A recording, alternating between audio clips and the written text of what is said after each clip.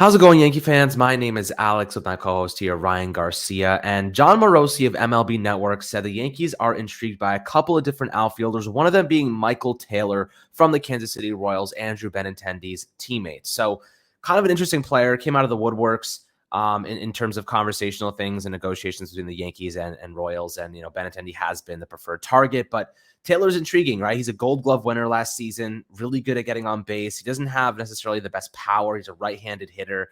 We want to dive into some of his metrics, if he makes sense for this team and what scenario we would accept in terms of, is there another player that you'd have to bring in addition to Taylor to make this trade deadline worthwhile? If he's the only guy, is it worthwhile? Kind of what he would provide at this Yankees squad at this point in the season, Ryan. Before we dive into Michael Taylor, how are you doing today, my friend? I'm doing great. Michael Taylor is an interesting player because he's someone that, kind of has flown under the radar this year. He's having an above average offensive season in terms of OPS plus and weighted runs created plus. As you guys know, OPS plus and WRC plus are stats that, they adjust for the league environment. So if it's a high run scoring environment or a low run scoring environment, like this year's a low run scoring environment, it adjusts for your ballpark, all of those things, takes everything into account for your offense and combines it into one neat number. What makes Taylor obviously intriguing is the defense. Now, the outs above average, which is really just a range metric, right? It's not great this year. It's average at 0, but last year it was 15. So the sprint speed hasn't gotten worse. I'm pretty sure it's just kind of a rough stretch for defense, not really a lack of athleticism or a regression. The arm is still great, and it reflects in his defensive run saved, which takes into account your arm. He has 7 defensive runs saved in center field this year, which is great. He has a strong arm. Can definitely play center field at a very high level. The only thing with Taylor is he can't be the main guy, right? He can't be the guy you walk away from this deadline as your big piece. That it's just not going to work. Taylor is more so an average hitter at best. The defense is great. He's a fast guy, so you can imagine they're going to run a lot with him. But that can't be the guy you walk away from this deadline with as your big guy. It's not going to cost a lot, which is great. But he's not a great player. He's a solid to good player, and you need solid to good players to win a World Series. But with how Aaron Hicks has played lately, the question is, how much better is Michael A. Taylor than Aaron Hicks for you to sit, especially with Judge in center field and Hicks in left field? How much better is your defense, right? You know that Stan doesn't like playing left field. He likes playing right field. Judge likes playing center field. Hicks is cool in left field. Are you going to mess around with your defense to get a downgrade from Hicks offensively? I don't think that makes much sense. But, of course, we'll see as Taylor continues to play throughout the season and how the Yankees shape up. Maybe they do a platoon with him and Hicks. We'll see. But it just doesn't make too much sense to me as the main move. Right. So, Taylor's an interesting player. Like you said, he's good. He's not great, right? He's hitting 264 this year, 34% on base rate. So he gets on base, 10.2% walk rates. This is the highest walk rate he's ever had in his career, striking out at about 24%. But he's not going to slug, right? My biggest concern is are you replacing Joey Gallo with him?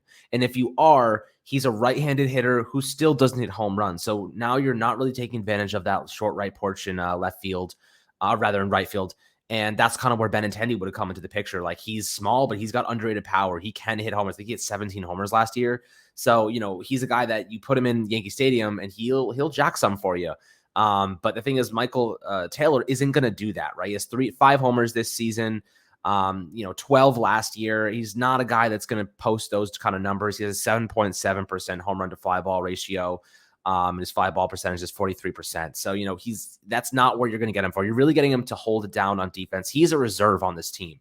He's a first option reserve to mitigate fatigue. Now, here's an interesting thing that I would point out about him is that his main purpose would be to help supplement fatigue for Stanton and Judge, right? So you're using him in center field, and that way Judge can go back and play right field sometimes, because center field is a far more intense position. You are forced to run a lot more, cover more ground, make a lot more athletic plays. Right field, not as much. And I'd say that Judge might have a little bit of an easier time physically on his body playing right field and center. So maybe you're okay, we got Taylor. You can throw him in there to play center field sometimes if Judge is kind of feeling on the edge there, and just kind of help him mitigate that injury probability.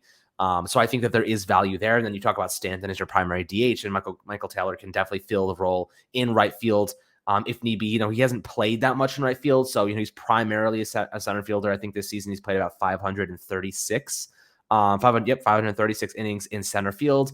And career-wise, he has 373 reps, or rather innings in left field, and then right field has 162. So not much action there in terms of just overall sample size. But, he can do it if you wanted him to. You could also make the argument maybe you put him in left field where he has a little bit more experience than put Aaron Hicks in right. But, like, do you really want to start messing with that combination? How do you think they would utilize a guy like this, in defensively? It's interesting conversation.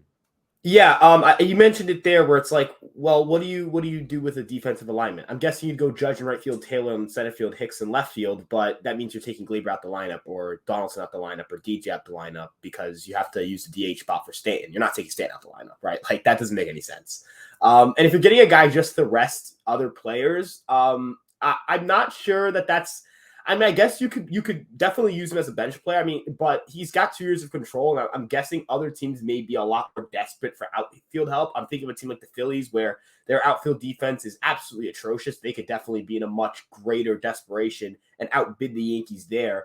You can't hate adding good players to your team. You can't, right? Like, anyone who's going to walk away from this video or that report with, "Oh, the Yankees are going to get Michael Taylor," no, that'd be terrible. Well, you have to also add context, right? As I mentioned, what is his role? What are the other moves being made? What is the Yankees' game plan with Michael Taylor, right?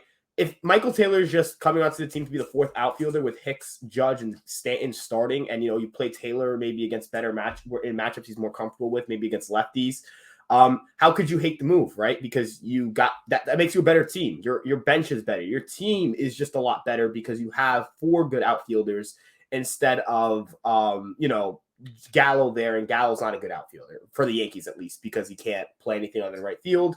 He's not hitting well, all those things.